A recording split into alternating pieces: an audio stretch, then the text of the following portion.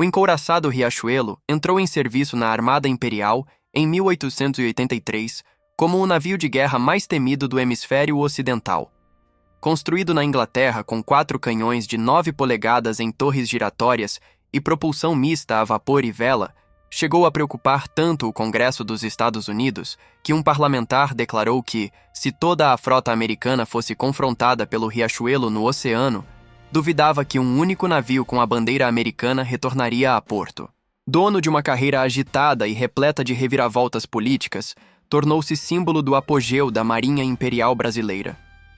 O Monitor Barroso foi um dos navios da Esquadra Imperial que participou da Batalha Naval do Riachuelo em 11 de junho de 1865, a mais decisiva vitória naval da história do Brasil.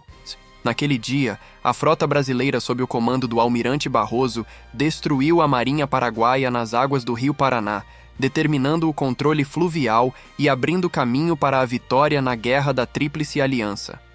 Dessa batalha, nasceu o lema que a Marinha carrega até hoje.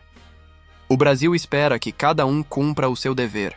O encouraçado Aquidauã entrou em serviço na Marinha Imperial em 1886 como o segundo navio mais poderoso da frota, companheiro do Riachuelo, e juntos fazendo do Brasil a marinha mais forte do hemisfério ocidental.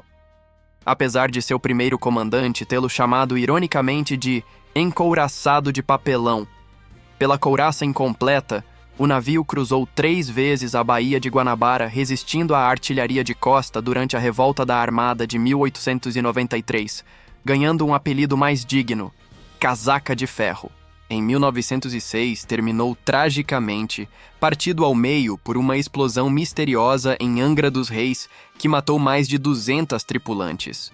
O encouraçado Minas Gerais entrou em serviço na Marinha do Brasil em 1910 como um dos navios mais poderosos do mundo, sendo recebido com euforia nacional. Construído na Inglaterra com 12 canhões de 305 mm, sua chegada ao Rio de Janeiro foi descrita pela imprensa como o símbolo do poder da nação, inspirando inclusive uma canção popular que com o tempo virou o hino extraoficial do estado de Minas Gerais.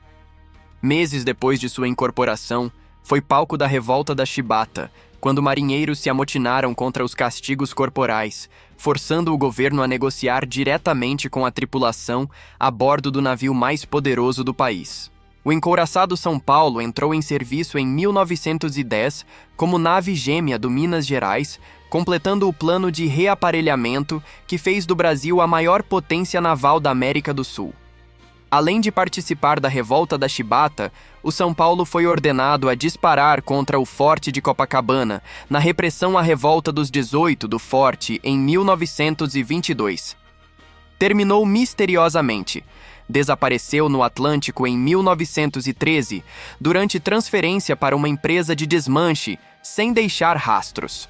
O Cruzador Bahia foi um dos navios que representaram o Brasil na Primeira Guerra Mundial, quando a Marinha enviou ao Mediterrâneo uma divisão naval composta por cruzadores e contratorpedeiros para atuar ao lado dos aliados. Voltou ao serviço ativo na Segunda Guerra Mundial para a defesa do litoral brasileiro, mas seu fim foi trágico e bizarro.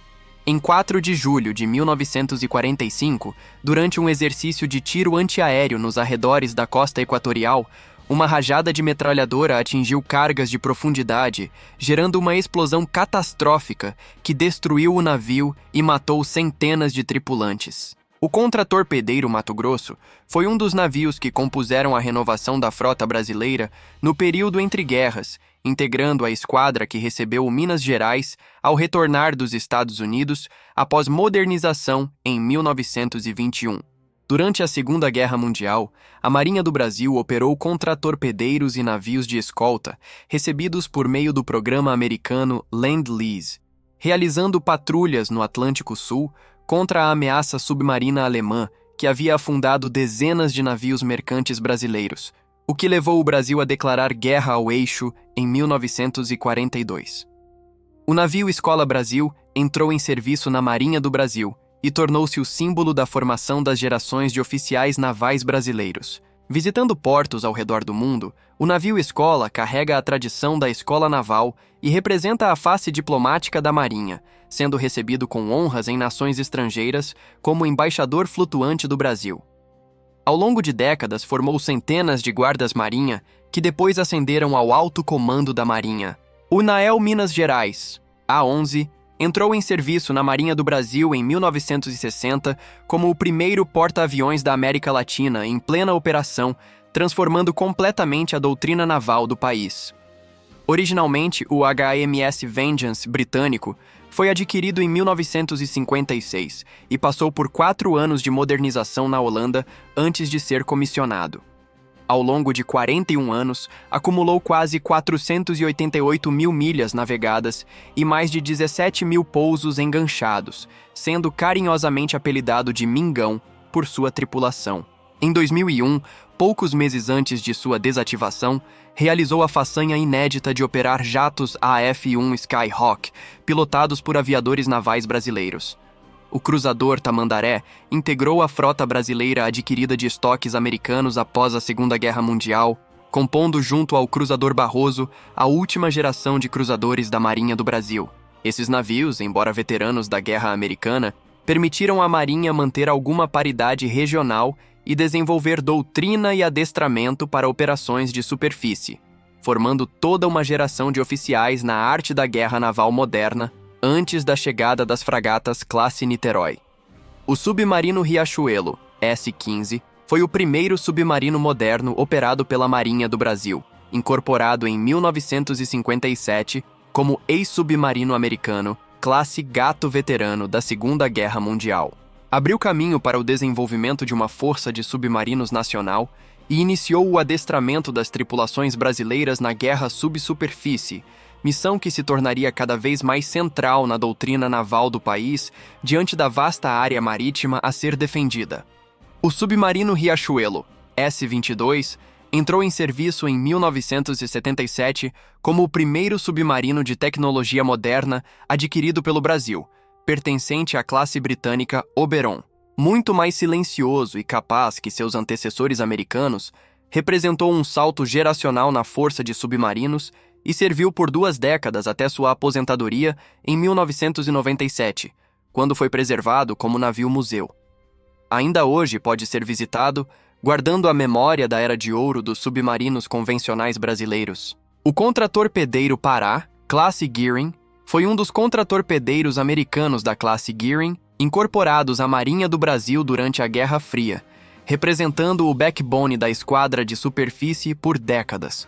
Dotados de capacidade anti-submarino e artilharia naval, esses navios participaram de exercícios conjuntos com a US Navy e outras marinhas aliadas no Atlântico Sul, sendo fundamentais para a defesa das rotas marítimas durante o período de maior tensão da Guerra Fria.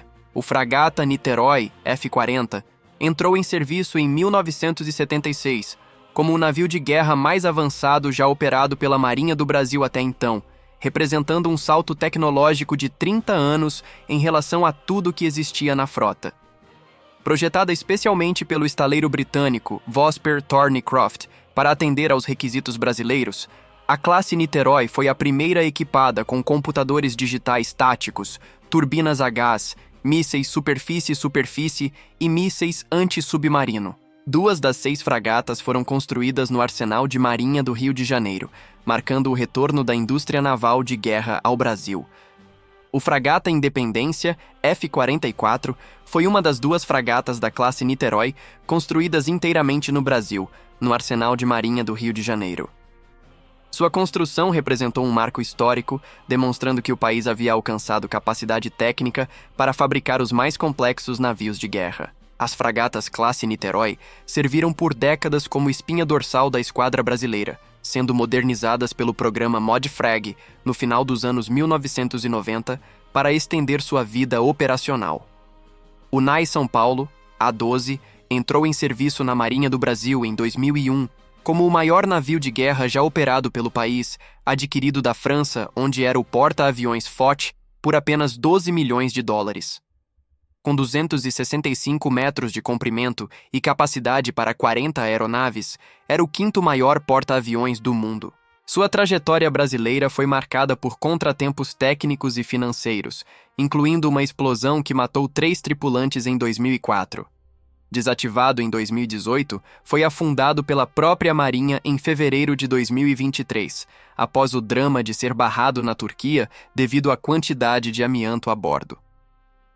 O NAM Atlântico, A-140, entrou em serviço na Marinha do Brasil em 2018 como o maior navio de guerra da América Latina, adquirido do Reino Unido, onde era o HMS Ocean. Com 204 metros de comprimento e capacidade para transportar entre 500 e 800 fuzileiros navais com equipamento completo, o Atlântico não é um porta-aviões convencional, mas um navio aeródromo multipropósito projetado para operações anfíbias, apoio humanitário e controle de área marítima. Sua chegada encerrou o vazio deixado pela desativação do São Paulo e reafirmou o papel da aviação embarcada na doutrina naval brasileira. O submarino Tupi S-30 entrou em serviço na Marinha do Brasil em 1989, como o primeiro dos 4 submarinos da classe Tupi, derivados do projeto alemão Type 209. Sua incorporação inaugurou uma nova era para a Força de Submarinos, trazendo tecnologia muito superior aos Oberon britânicos e estabelecendo a base doutrinária que guiaria o desenvolvimento dos futuros submarinos nacionais. Os 4 Tupi serviram por décadas vigiando a Amazônia Azul e formando as tripulações que um dia operariam os submarinos mais avançados da história da Marinha. O submarino Riachuelo, S-40, entrou em serviço na Marinha do Brasil em setembro de 2022, como o navio mais avançado da história naval brasileira e o primeiro de uma nova era. Construído no Complexo Naval de Itaguaí, no Rio de Janeiro, é maior e mais capaz que o Scorpene francês em que se baseia, com 70 metros de comprimento e tecnologia de 4ª geração. Seu sistema de combate permite lançar torpedos, mísseis submarino-superfície e minas de fundo, tornando-o operativamente superior a diversos submarinos em serviço no mundo. É o 7º navio da Marinha a receber o nome da batalha que gerou o lema maior da instituição. O SN Álvaro Alberto é o futuro submarino de propulsão nuclear brasileiro, atualmente em construção no Complexo Naval de Itaguaí e com lançamento previsto para 2028. Quando entrar em serviço, tornará o Brasil a 7ª nação do mundo a operar um submarino nuclear e a única no Hemisfério Sul. O projeto representa o maior programa de soberania tecnológica da história das Forças Armadas brasileiras, desenvolvido com tecnologia 100% nacional no reator, conquistada após décadas de pesquisa da Marinha. Mais do que um navio de guerra, o Álvaro Alberto será o símbolo definitivo de que o Brasil chegou ao nível das grandes potências navais do mundo.